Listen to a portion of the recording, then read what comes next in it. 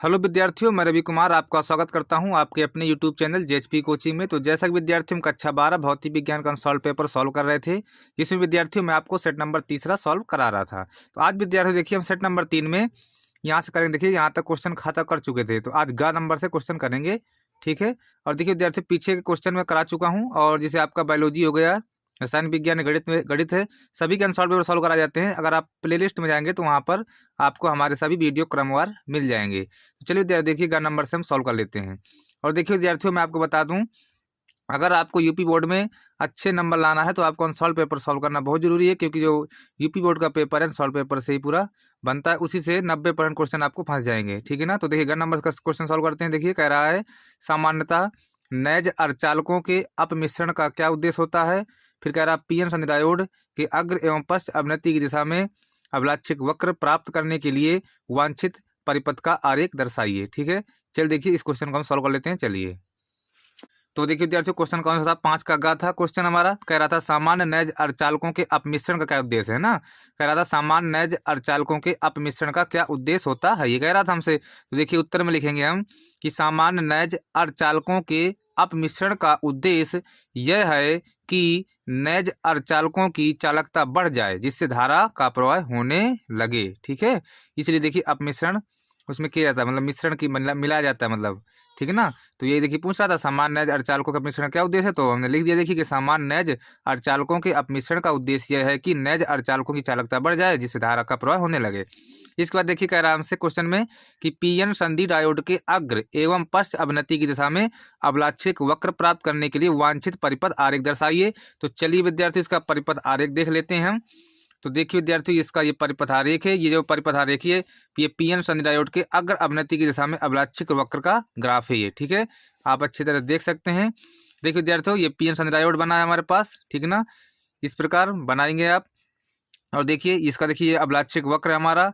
देखिए विद्यार्थियों, इसमें क्या होता है, जब हमारा पीएन संधि डायोड अग्र अवनति में होता है तो धारा प्रवाहित होती है उसमें। देखिए जैसे देखिए, इसमें धारा मिली एम्पियर में प्रवाहित होगी, ठीक है ना। यहाँ पे देखिए वोल्टेज दिखाया गया है, यहाँ धारा को दिखाया गया है। और देखिए जर्मेनियम के लिए देखिए 0.2 वोल्ट, जर्मेनियम के लिए 0.2 वोल्ट पर धारा प्रवाहित हो जाती है, ठीक है ना। तो इस प्रकार ग्राफ को आप बना लीजिएगा अवलाक्षिक वक्र का, ठीक है। तो इसके बाद देखिए अब पश्च अवनति का, इसलिए इस प्रकार देखते हैं, ये हमारा पीएन संधि डायोड के अग्र अवनति का है। इसके बाद अब देखते हैं पीएन संधि डायोड के पश्च अवनति का। तो देखिए विद्यार्थी, एन डाल लेंगे, पीएन संधि डायोड के पश्च अवनति की दिशा में अवलाक्षिक वक्र। ये देखिए हमारा ये पीएन संधि डायोड के पश्च अवनति की दिशा में अवलाक्षिक वक्र का ग्राफ है। आपको इस प्रकार इसको बनाना है। देखिए विद्यार्थियों, इसमें क्या होता है, धारा को माइक्रो एम्पियर में दिखाया गया है, देखिए, ठीक है। और यहाँ पे देखिए वोल्टेज जो दिखाया गया है, इसमें विद्यार्थी धारा हमारी नहीं प्रवाहित होती है। धारा अगर प्रवाहित होगी तो जब प्रवाहित होगी, जब जो है हमारी अवक्षय परत पूरी तरह टूट जाएगी, तब इसमें धारा प्रवाहित होती है। फिर जो है धारा को हम कंट्रोल नहीं कर सकते हैं, ठीक है। ये हमारे देखिए पीएन संधि डायोड के पश्च अवनति दिशा में अवलाक्षिक वक्र है ये। तो इसको आप बना लीजिएगा, यही हमको बनाने के लिए बोल रहा था वो, तो हमने देखिए बना दिया, ठीक है। तो हमारा देखिए क्वेश्चन पूरा हो गया। इसके बाद देखिए अगला क्वेश्चन देख लेते हैं हम। अगला क्वेश्चन देखिए विद्यार्थियों, अथवा वाला करेंगे। देखिए अथवा वाला क्वेश्चन कह रहा है, स्वप्रेरण एवं अन्योन्य प्रेरण की परिघटना समझाइए। फिर कह रहा है, स्वप्रेरकत्व तथा अन्योन्य प्रेरकत्व के मात्रक लिखिए, ठीक है। चल देखिए इस क्वेश्चन को हम सॉल्व कर लेते हैं, चलिए। तो देखिए विद्यार्थी, अगला क्वेश्चन अथवा वाला देखिए, कह रहा है, स्वप्रेरण एवं अन्योन्य प्रेरण की परिघटना समझाइए। फिर कह रहा है, स्वप्रेरकत्व तथा अन्योन्य प्रेरकत्व के मात्रक लिखिए। देखिए उत्तर में लिखेंगे विद्यार्थियों हम कि जब किसी कुंडली में बहने वाली धारा के मान में परिवर्तन करने पर, जब किसी कुंडली में बहने वाली धारा के मान में परिवर्तन करने पर स्वयं उसी कुंडली में वैद्युत वाहक बल प्रेरित हो जाता है, तो इस घटना को स्वप्रेरण कहते हैं। उदाहरण में देखिए चौक कुंडली है, उदाहरण में क्या है हमारी चौक कुंडली। और देखिए मात्रक पूछ रहा था, स्वप्रेरकत्व और अन्योन्य प्रेरकत्व के मात्रक पूछ रहा था। तो देखिए स्वप्रेरकत्व तथा अन्योन्य प्रेरकत्व का मात्रक हेनरी होता है, जिसे हम एच से लिखते हैं, ठीक है। तो ये क्वेश्चन देखिए हमारा अथवा वाला भी हो गया। इसके बाद चलिए विद्यार्थियों अगला क्वेश्चन देख लेते हैं, चलिए। अगला क्वेश्चन देखिए विद्यार्थियों, घन नंबर करेंगे। देखिए घन नंबर कह रहा है, हाइड्रोजन का उत्सर्जन तथा अवशोषण वर्णक्रम कब प्राप्त होता है। फिर कह रहा है, हाइड्रोजन परमाणु के ऊर्जा स्तर आरेख के आधार पर स्पष्ट कीजिए, ठीक है। चलिए देखिए घन नंबर को हम देख लेते हैं। तो देखिए विद्यार्थियों, 5 का घा, हाइड्रोजन का उत्सर्जन तथा अवशोषण वर्णक्रम कब प्राप्त होता है। फिर कह रहा है, हाइड्रोजन परमाणु के ऊर्जा स्तर आरेख के आधार पर स्पष्ट कीजिए। तो देखिए नोट में लिख देंगे। देखिए नोट में मैं इसलिए नोट डाल के लिखा हूँ क्योंकि देखिए क्वेश्चन हमारा हो चुका है, इसलिए नोट डाल के लिख दिया हूँ। यह प्रश्न सेट 2 में हो चुका है, 8वां प्रश्न है, आप देख सकते हैं वहां से। इसलिए देखिए दोबारा क्वेश्चन नहीं कराया जाएगा, ठीक है ना। एक ही बार करा दिएगा, जब वहां से आप हल करके यहाँ तीसरे में आए होंगे तो आप खुद क्वेश्चन को करके आए होंगे, ठीक है ना। तो एक बार भी आप कीजिएगा, ठीक है। ये हमारा क्वेश्चन हो चुका है। अब अगला देखिए अंगा नंबर देख लेते हैं हम। अगला क्वेश्चन देखिए विद्यार्थियों, अंगा नंबर देखिए, कह रहा दे ब्रोगली के द्रव्य तरंगों की परिकल्पना समझाइए। फिर कह रहा एक न्यूट्रॉन की गतिज ऊर्जा 6.7 × 10⁻21 जूल है। कह रहा इससे संबंध दे ब्रोगली तरंग दैर्ध्य क्या होगी। ठीक है, तो इसमें देखिए सवाल भी है, सवाल भी सॉल्व करेंगे और ये दे ब्रोगली के द्रव्य तरंगों की परिकल्पना पहले देख लेते हैं, फिर इसके बाद सवाल को हम सॉल्व करेंगे। चलिए, तो देखिए विद्यार्थियों 5 का अंगा देखिए, दे ब्रोगली के द्रव्य तरंगों की परिकल्पना समझाइए। एक न्यूट्रॉन की गतिज ऊर्जा 6.7 × 10⁻21 जूल है। इससे संबद्ध दे ब्रोगली तरंग दैर्ध्य क्या होगी। तो देखिए विद्यार्थी लिखेंगे, जब भी कोई द्रव्य कण, हम सबसे पहले देखिए इसकी परिकल्पना देखेंगे, परिकल्पना तो लिखेंगे जब भी कोई द्रव्य कण जैसे इलेक्ट्रॉन, प्रोटॉन आदि गतिमान होते हैं तो वो तरंगों की भांति व्यवहार करते हैं। तो द्रव्य कणों से संबद्ध इन तरंगों को द्रव्य तरंगे अथवा दी ब्रोगली तरंगे कहते हैं। द्रव्य तरंगों की तरंगदैर्ध्य को दी ब्रोगली तरंगदैर्ध्य कहते हैं। इसके बाद विद्यार्थियों सवाल है, तो हम सवाल को चलिए सॉल्व कर लेते हैं। तो देखिए विद्यार्थी इसमें सवाल क्या, देखिए सवाल में कह रहा था एक न्यूट्रॉन की गतिज ऊर्जा 6.7 × 10⁻21 जूल है। ठीक है ना, तो गतिज ऊर्जा देखिए काइनेटिक एनर्जी के का मान दिया था हमारे पास 6.7 × 10⁻21 जूल। ठीक है, ये हमें देखिए गतिज ऊर्जा दिया था, काइनेटिक एनर्जी दिया था। और इसके बाद कह रहा था इससे संबद्ध दे ब्रोगली तरंगदैर्ध्य क्या होगी। लैम्डा का मान हमसे पूछ रहा है, ये किसका लैम्डा का मान पूछ रहा है। ठीक है, तो देखिए विद्यार्थी लैम्डा बराबर होता है, देखिए लैम्डा बराबर h बटा करंडी के अंदर 2m के, ये होता है। ठीक है ना, इसमें देखिए मान रख लेते हैं, सॉल्व कर लेते हैं। देखिए लैम्डा बराबर h का मान देखिए 6.6 × 10⁻34 ये होता है ना। फिर देखिए करंडी के अंदर देखिए 2 × m का मान, देखिए m का मान देखिए विद्यार्थी इसमें क्या दिया था, न्यूट्रॉन दिया था। ठीक है ना, तो न्यूट्रॉन का ऊर्जा दिया था, तो न्यूट्रॉन का देखिए द्रव्यमान कितना होता है, देखिए 1.67 × 10⁻27 होता है। ठीक है ना, और काइनेटिक एनर्जी कितनी देखिए 6.7 × 10⁻21 दिया। ठीक है ना, काइनेटिक एनर्जी ये दिया हमारे पास। ठीक है, ये हो जाएगा। इसके बाद देखिए अब विद्यार्थी देखिए लैम्डा बराबर 6.6 × 10⁻34 ये हो जाएगा। फिर देखिए नीचे देखिए करंडी के अंदर आगे विद्यार्थी हमारे पास देखिए विद्यार्थी देखिए गुणा करा लेते, देखिए इसका गुणा इसमें कराएंगे, देखिए 2 7 14 है ना, 2 7 14 6 12 1 13 और दशमलव लगा लेते हैं, 2 1 9 2 1 3, तो 3.34 और गुणा देखिए 6.7 गुणा 10 के पावर देखिए 7, ये कितना जोड़ देंगे 48 हो जाएगा, माइनस का 48 है ना, माइनस का 48 हो जाएगा ये। ठीक है, इसके बाद देखिए लैम्डा बराबर 6.6 × 10⁻34 बटा देखिए, अब देखिए विद्यार्थी बाहर आ जाएगा, देखिए आधा बाहर आएगा ना, तो 10⁻24 बाहर आ जाएगा। करंडी के अंदर देखिए ये हमारे पास ये बचेगा दोनों ना, दोनों बचेगा, इनका गुणा करा लेते, दोनों का गुणा कराएंगे, देखिए दोनों का गुणा कराएंगे देखिए तो 22.378 मिलेगा, 22.378 ये मिलेगा गुणा कराएंगे जो। ठीक है ना, इसको देखिए काट देते हैं यहाँ से, इस प्रकार है। देखिए लैम्डा कितना मिलेगा हमको, देखिए 6.6 गुणे जब काट देंगे देखिए 24 कटेगा तो -10 बचेगा ना, ये बचेगा। नीचे देखिए करंडी के अंदर हमारे पास है 22.378 ये हमारे पास है। इसके बाद देखिए लैम्डा बराबर, अब देखिए विद्यार्थियों 6.6 × 10⁻10 जब करते हैं आ जाएगा ये, बटन देखिए इसको बाहर निकालेंगे विद्यार्थी, देखिए इसको आप बाहर निकालेंगे, देखिए कक्षा 8 में जो भाग विधि से आप किए होंगे उसी प्रकार निकाला जाता है। ठीक है ना, इसलिए देखिए बाहर निकालेंगे, देखिए जाएगा हमारे पास 4.73 आप निकाल लीजिएगा, ये आएगा जिसको बाहर निकालेंगे रूट के। ठीक है ना, ये आएगा। फिर देखिए लैम्डा बराबर हमारे पास आएगा, अब देखिए विद्यार्थी इसका भाग दे देंगे इसमें, देखिए जब इसका भाग देंगे देखिए तो आएगा 1.39 × 10⁻10 आएगा। ठीक है ना, इसका भाग इसमें देंगे तो लैम्डा बराबर आएगा देखिए 1.39 × 10⁻10 आएगा। फिर देखिए लैम्डा बराबर देखिए लिख देंगे 1.39 और देखिए एंगस्ट्रॉम है। ठीक है ना, एंगस्ट्रॉम ये देखिए, देखिए विद्यार्थी हमारा आंसर आ जाएगा, आपके समझ में आया होगा। इसके बाद चलिए अगला क्वेश्चन सॉल्व कर लेते हैं। चलिए अब देखिए विद्यार्थियों खंड या करेंगे। ठीक है ना, क्या करेंगे देखिए खंड या में देखिए 6वां क्वेश्चन करेंगे। कह रहा एम्पियर का परिपथी नियम लिखकर सिद्ध कीजिए। कह रहा एम्पियर का परिपथी नियम लिखकर सिद्ध कीजिए। इसका उपयोग कर अनंत लंबाई के धारावाही चालक तार द्वारा उत्पन्न चुंबकीय क्षेत्र का व्यंजक ज्ञात कीजिए। ठीक है ना, पहले एम्पियर का परिपथी नियम लिखकर सिद्ध करना है हमको। ठीक है ना, इसका देखिए नियम लिखकर सिद्ध, पहले नियम इसका सिद्ध करना है। इसके बाद कह रहा है इसका उपयोग करके अनंत लंबाई के धारावाही चालक तार द्वारा उत्पन्न चुंबकीय क्षेत्र का व्यंजक भी प्राप्त करना है। ठीक है, चल देखिए इस क्वेश्चन को हम सॉल्व कर लेते हैं। चलिए तो देखिए विद्यार्थियों खंड या करेंगे हम, देखिए खंड या करना है हमको। खंड या में देखिए विद्यार्थियों क्वेश्चन कौन सा करेंगे हम, छठवां, ठीक है ना। छठवां क्वेश्चन करेंगे। देखिए कह रहा था हमके एम्पियर का परपथी नियम लिखकर सिद्ध कीजिए, ठीक है ना। एम्पियर का परपथी नियम को सिद्ध करना है। तो देखिए विद्यार्थियों जो एम्पियर का परपथी नियम किस प्रकार सिद्ध करेंगे, देखिए एक मान लेते, देखिए इस प्रकार ये तार है हमारे पास, ठीक है ना। इस प्रकार तार बना लेते हैं और ये हमारे देखिए ये लूप बना लेते हैं इस प्रकार। ये हमारे पास लूप बन गया, ठीक है ना। ये हमारे पास लूप बन गया, ठीक है। तो यहाँ से देखिए विद्यार्थियों आर दूरी पर, कितनी दूरी पर, देखिए यहाँ से आर दूरी पर, तार से आर दूरी पर एक बिंदु यहाँ पर पी ले लेते हैं, ठीक है ना। बिंदु क्या लेंगे, पी। और यहाँ पर देखिए ये छोटा सा अल्पांश ले रहे हैं, ठीक है ना। इसको नाम देंगे डीएल, छोटे से अल्पांश का नाम डीएल लेंगे। जो इसकी देखिए जो डीएल जो अल्पांश ले रहे हैं छोटा, इसकी जो दिशा होगी विद्यार्थियों, और देखिए जो चुंबकीय क्षेत्र दिशा होगी, ठीक है ना, दोनों दिशा देखिए एक ही होगी, ठीक है ना। जो इसकी दिशा होगी, जो दोनों की मतलब जो छोटा सा अल्पांश डीएल लिया गया है और जो चुंबकीय क्षेत्र 20 है, इनकी दिशा बराबर होगी, इसलिए इनका कोण बीच में क्या हो जाएगा, थीटा 0 हो जाएगा, ठीक है ना। बीच में इनका थीटा क्या होगा विद्यार्थियों, इनके बीच दोनों के बीच का कोण थीटा 0 होगा, क्योंकि देखिए दिशा दोनों की एक ही होगी, ठीक है ना। ये ले लेंगे हम। अब देखिए लिख देते हैं, बाकी थ्योरी लिख देते हैं, ठीक है ना। थ्योरी में लिखेंगे माना एक चालक तार है, माना एक चालक तार है जिसमें आई धारा प्रवाहित हो रही है, जिसमें आई धारा प्रवाहित हो रही है, आई धारा प्रवाहित हो रही है, ठीक है ना। इस प्रकार लिख देंगे। फिर लिख देंगे तार से स्मॉल आर दूरी पर, देखिए तार से स्मॉल आर दूरी पर, ठीक है ना, एक छोटा सा अल्पांश क्या दिए लिया है, ठीक है ना। तो स्मॉल, देखिए तार से स्मॉल आर दूरी पर एक छोटा सा अल्पांश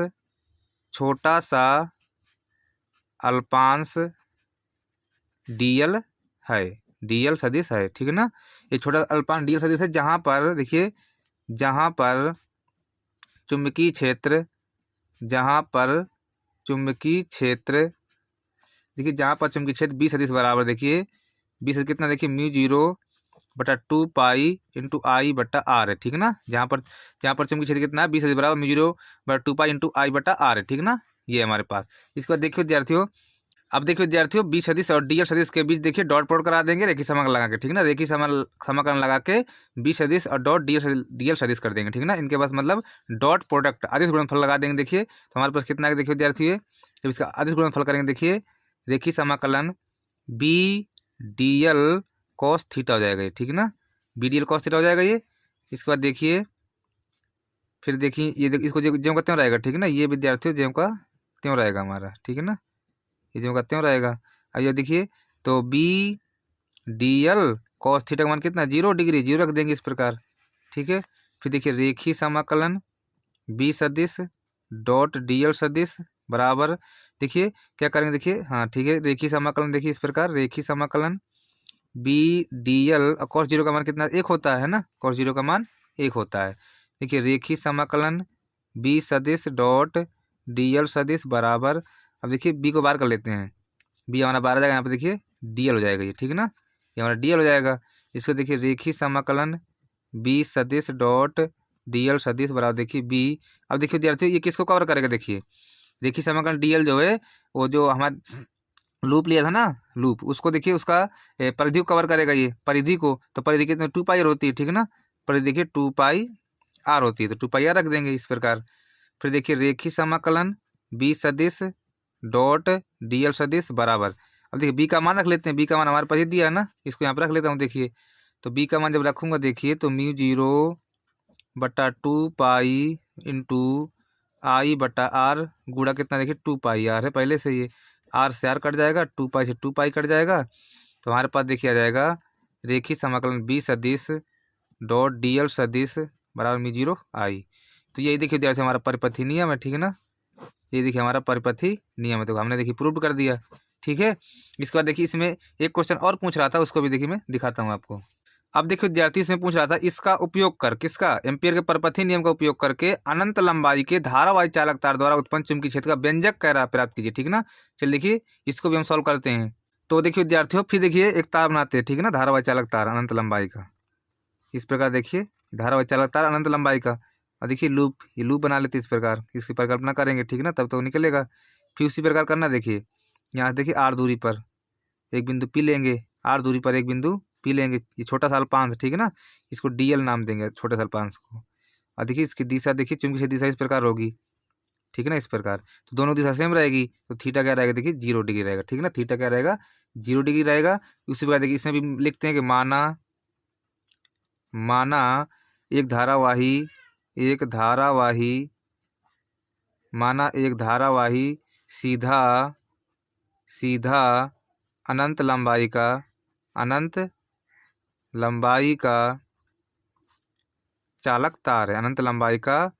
चालक तार है, ठीक है ना।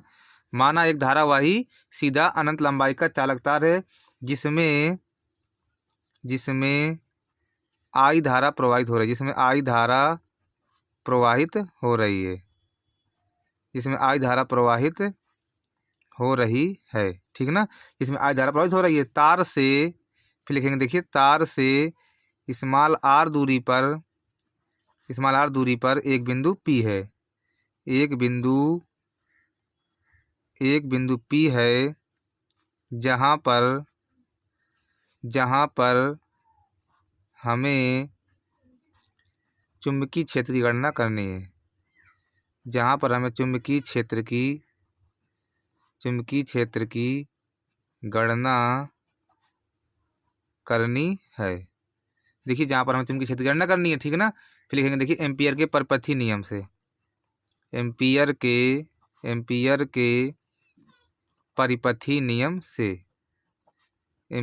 परिपथी नियम से इस प्रकार, ठीक है ना। तो एम्पियर परिपथी नियम क्या है, देखिए रेखीय समाकलन बी डी एल बराबर क्या था विद्यार्थियों, म्यू 0 आई था ना, रेखीय समाकलन बी डी एल बराबर म्यू 0 आई था, यही था ना हमारे पास। देखिए तो देखिए देखिए बी डी एल, इसको कॉस थीटा लिख देते हैं, ठीक ना, इस प्रकार देखिए डॉट लगा लेते हैं, तो B D L cos theta, ठीक है, डॉट प्रोडक्ट कर देंगे ना, बराबर म्यू 0 आई, ये हो जाएगा हमारे पास। फिर देखिए रेखीय समाकलन B D L cos theta का मान 0 था, 0 बराबर म्यू 0 आई, इस प्रकार। देखिए रेखीय समाकलन कॉस 0 का मान एक होता है, ठीक ना, तो बी डी एल बराबर म्यू 0 आई, ये हो जाएगा, ठीक है, हो जाएगा। इसके बाद देखिए बी को बाहर कर लेता हूँ मैं, तो रेखीय समाकलन डी एल बराबर म्यू 0 आई, ये हो जाएगा। इसके बाद देखिए बी गुणे, अब देखिए विद्यार्थियों ये 2 पाई आर कवर करेगा, ठीक ना, जो लूप था ना हमारा वृत्ताकार इस प्रकार, उसकी परिधि कवर करेगा, देखिए तो 2 पाई आर आ जाएगा बराबर म्यू 0 आई हो जाएगा ये। इसका देखिए बी बराबर आएगा म्यू 0 आई बट्टा 2 पाई आर, ठीक है ना, ये देखिए ये तो हमारा आंसर है, ठीक है ना, यही हमको लाना था, देखिए प्रूव्ड हो गया, ठीक है ना, यही हमको लाना था, देखिए प्रूव्ड हो गया, आपके समझ में आया होगा। इसके बाद चलिए विद्यार्थियों अगला क्वेश्चन सॉल्व कर लेते हैं। चलिए अगला क्वेश्चन देखिए विद्यार्थी अथवा वाला करें। देखिए अथवा वाला क्वेश्चन कह रहा है आदर्श पीएन संधि डायोड का अग्रदिशिक और पश्चदिशिक अभिनति में क्या प्रतिरोध होता है। फिर कह रहा अर्ध तरंग डायोड दिष्टकारी का परिपथ आरेख बनाकर इसकी कार्य विधि की विवेचना कीजिए, ठीक है ना। चलिए देखिए इसको हम सॉल्व कर लेते हैं। चलिए तो देखिए विद्यार्थियों क्वेश्चन कह रहा था आदर्श पीएन संधि डायोड का अग्रदिशिक और पश्चदिशिक अभिनति में क्या प्रतिरोध होता है। फिर कह रहा अर्ध तरंग डायोड दिष्टकारी का परिपथ आरेख बनाकर इसकी कार्य विधि की विवेचना कीजिए, ठीक है। तो देखिए विद्यार्थियों हल में लिखेंगे आदर्श पीएन संधि डायोड के अग्रदिशिक अभिनति में प्रतिरोध 0 होता है, और देखिए आदर्श पीएन संधि डायोड के पश्चदिशिक अभिनति में प्रतिरोध अनंत होता है, ठीक ना, इस प्रकार लिख देंगे। और देखिए ये पूछ रहा था, इसके बाद कह रहा था अर्ध तरंग डायोड दिष्टकारी का परिपथ आरेख बनाकर इसकी कार्य विधि की विवेचना कीजिए। तो देखिए नोट में लिखेंगे विद्यार्थियों, नोट में लिख दिया हूँ मैं क्योंकि क्वेश्चन हो चुका है ना, कि अर्ध तरंग डायोड दिष्टकारी मॉडल पेपर में हो चुका है, ठीक है ना, जो मतलब ऑन सॉल्व पेपर के पहले शुरुआत में जो मॉडल पेपर ना मैंने हल कराया था उसी में विद्यार्थी हमारा हो चुका है, ठीक है। तो वहाँ से आप इसको सॉल्व कर लेंगे। चलिए इसके बाद अगला क्वेश्चन सॉल्व कर लेते हैं। चलिए इसके बाद देखिए विद्यार्थियों 7वां क्वेश्चन करें। देखिए कह रहा परिनालिका क्या होती है, फिर कह रहा धारावाही परिनालिका के कारण उत्पन्न चुंबकीय क्षेत्र रेखाओं को दर्शाइए। फिर कह रहा देखिए ये तो यहाँ से इसके बाद सवाल दिया, ठीक है ना, इसके बाद देखिए सवाल है वहाँ तो उत्तर देना, ठीक है ना। इसको देखिए सवाल कह रहा है किसी परिनालिका की लंबाई 80 सेंटीमीटर है तथा इसमें 2000 फेरे हैं। फिर कह रहा परिनालिका में प्रवाहित धारा 10 एम्पियर है। तो कह रहा परिनालिका के भीतर इसके केंद्र के निकट चुंबकीय क्षेत्र का परिमाण ज्ञात कीजिए, ठीक है ना। जल्दी देखिए पूरा क्वेश्चन सॉल्व कर लेते हैं। इसको पहले देखिए मैं कॉपी में लिखा हूँ, इसको दिखा देता हूँ, बाकी इसके बाद सवाल को मैं सॉल्व करा दूंगा, ठीक है ना। चलिए तो देखिए विद्यार्थियों, क्वेश्चन नंबर 7 देखिए, परिनालिका क्या होती है? धारावाही परिनालिका के कारण उत्पन्न चुंबकीय क्षेत्र रेखाओं को दर्शाइए, ठीक ना। तो चलिए देखिए फिगर बना के इसको दर्शा देते हैं। फिर सवाल देखिए कह रहा है किसी परिनालिका की लंबाई 80 सेंटीमीटर है तथा इसमें 2000 फेरे हैं, तो परिनालिका में प्रवाहित धारा 10 एम्पीयर है, तो परिनालिका के भीतर इसके केंद्र के निकट चुंबकीय क्षेत्र का परिमाण ज्ञात कीजिए, ठीक ना। तो देखिए विद्यार्थियों, परिनालिका की परिभाषा और उसका देखिए जो फिगर है, ठीक ना, चुंबकीय क्षेत्र रेखाओं को भी दिखाया गया है, ठीक है। देखिए परिनालिका क्या, देखिए विद्युत रोधी तांबे के तारों को अचालक विद्युत रोधी तांबे के तारों को अचालक बेलनाकार पाइप के ऊपर लंबाई के अनुदिश पास पास लपेटकर बनाए गए निकाय को परिनालिका कहते हैं। इस प्रकार देखिए इसका फिगर होता है विद्यार्थियों। ये देखिए चुंबकीय क्षेत्र रेखाएं दिखाई गई हैं, ठीक है ना, इस प्रकार दर्शाई गई हैं, इस प्रकार चलती हैं इससे। देखिए इस प्रकार ये चलेंगी, ठीक है ना। उत्तरी ध्रुव से निकलती है, दक्षिण ध्रुव प्रवेश कर जाती है। उत्तरी ध्रुव से निकलेंगे, दक्षिण ध्रुव में प्रवेश कर जाएंगे। उत्तरी ध्रुव से निकलेंगे, दक्षिण ध्रुव में प्रवेश कर जाएंगे, ठीक है ना। ये इनका प्रोसीजर रहता है, ठीक ना, चलने का, ठीक है। इसके बाद सवाल था, चलिए देखिए सवाल को मैं सॉल्व कर देता हूँ, चलिए। तो देखिए विद्यार्थियों, सवाल में क्या दिया, देखिए सवाल में कह रहा था कि देखिए किसी परिनालिका की लंबाई 80 सेंटीमीटर, एल का मान दिया था, देखिए 80 सेंटीमीटर, एल का मान कितना था, देखिए 80 सेंटीमीटर है, ठीक है ना। एल का मान क्या था, 80 सेंटीमीटर। इसको मीटर में बदलेंगे, देखिए 80 भाग देंगे 100 का, तो आ जाएंगे मीटर में, ठीक ना। तो देखिए इसको लिख देंगे हम 80 गुणा ऊपर जाएगा, देखिए तो 10 के पावर माइनस का 2 मीटर, ठीक ना, ये हो जाएगा हमारे पास, ठीक है। इसके बाद क्या दिया था कि इसमें 2000 फेरे हैं, एन का मान, फेरों संख्या देखिए एन का मान था 2000, ठीक है ना। एन का मान कितना था विद्यार्थियों, 2000 फेरे थे, 2000 फेरे थे ना, एन का मान 2000 था, ठीक है ना। इसके बाद क्या दिया था, कराची में 10 एम्पियर धारा प्रवाहित हो रही, देखिए आई का मान दिया था 10 एम्पियर, आई का मान है 10 एम्पियर, ये आई का मान था, ठीक है ना, 10 एम्पियर। तो प्रवाहित हो रहा है, ये तो कह रहा है कि भीतर इसके मतलब परिनालिका के भीतर कह रहा है इसके केंद्र के निकट चुंबकीय क्षेत्र का परिमाण। तो देखिए बी बराबर सूत्र लगा, देखिए बी बराबर सूत्र होता है म्यू जीरो एन आई बटा एल, ये सूत्र होता है, ठीक है ना। बी बराबर देखिए म्यू जीरो एन आई बटा एल, ये सूत्र लगा के उत्तर निकाल लेंगे, ठीक है। तो बी बराबर म्यू जीरो एन आई बटा एल लगा देंगे, देखिए तो बी बराबर म्यू जीरो का मान कितना होता है, 4 पाई गुड़े 10 के पावर माइनस 7 होता है, ठीक है ना। 4 पाई गुड़े 10 के पावर माइनस 7 गुड़े एन का मान कितना है, देखिए 2000 फेरे हैं, तो 2000 को लिख सकते हैं, 2 गुड़े 10 पावर 3 लिख सकता हूँ ना, गुड़े आई कितना है 10 है, बट्टा एल, एल कितना देखिए 80 गुड़ा 10 के पावर माइनस का 2, इससे कट जाएंगे, ठीक है ना, इस प्रकार। तो देखिए हमारे पास क्या बचेगा, देखिए बी बराबर, देखिए विद्यार्थियों 4, देखिए ये अब काटते हैं, देखिए ये 0 से 0 काट देते हैं, ठीक है ना, कट जाएगा। इसको देखिए 4 दूना 8 भी काटते हैं, कट जाएगा, 2 से 2 भी कट जाएगा, सब कट जाएंगे, ठीक है ना। हमारे पास बचेगा, देखिए देखिए 5 यहाँ बचेंगे, ठीक है ना। देखिए पाई गुड़े 10 के पावर कितना बचेंगे, देखिए ये माइनस के 5 बचेंगे, और यहाँ देखिए 10 के पावर कितना है, ये 3 है, ठीक है ना। अब ये कितना है, 3 है ये। देखिए हमें कितना मिलेगा, देखिए बी बराबर हमारे पास आएगा, पाई का मान तो 3.14 होता है, 3.14, ठीक है ना, 3.14 गुड़े, यहाँ देखिए घटा देंगे 10 के पावर माइनस का 2, और देखिए हमारा उत्तर हो जाएगा, ठीक है ना। मात्रा क्या हो जाएगा, टेस्ला, टी बना देता हूँ टेस्ला को, ठीक है ना। ये देखिए हमारा आंसर आ जाएगा, तो कितना आएगा आंसर, 3.14 गुड़े 10 के पावर माइनस 2 टेस्ला, ठीक है।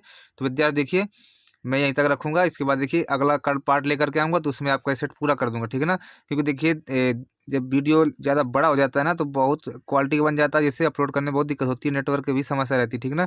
इसलिए विद्यार्थियों में छोटे छोटे वीडियो बनाता हूँ, आधा घंटे के लगभग बना पाता हूँ, आधा घंटा 25 मिनट के, ठीक है ना। तो अगर आपको वीडियो पसंद आया हो तो वीडियो को लाइक शेयर, अगर आप नए हो तो चैनल जरूर सब्सक्राइब कर लेना। चलिए चलता हूँ, नमस्कार।